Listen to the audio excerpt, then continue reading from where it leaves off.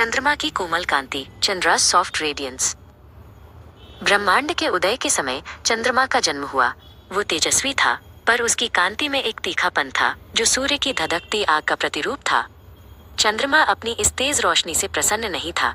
वो चाहता था कि उसका प्रकाश शीतल, कोमल और शांतिदायक हो। वो देवताओं और ऋषियों से पूछता फिरा, हे ज्ञानियों, मेरी रोशनी कोमल कैसे हो सकती है?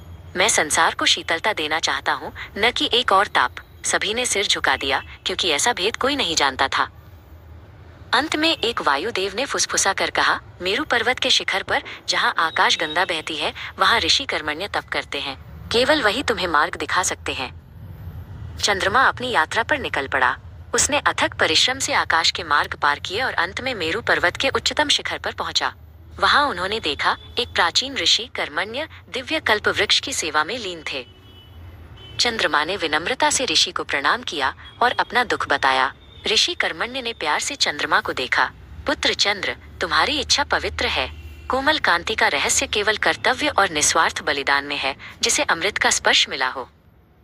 तभी ऋषि ने अपनी उंगली से कल्पवृक्ष पर खिले एक विशेष पुष्प, ज्योति पुष्प की ओर इशारा किया। देखो, यह पुष्प जो अमृतत्व से भरा है, मुरझा रहा है। आकाश गंगा का प्रवाह इससे बहुत दूर है। यदि यह पुष्प मर गया तो इसके अंदर का अमृत हमेशा के लिए नष्ट हो जाएगा। मैं अपने आसन को छोड़कर जल का मार्ग नहीं बना सकता।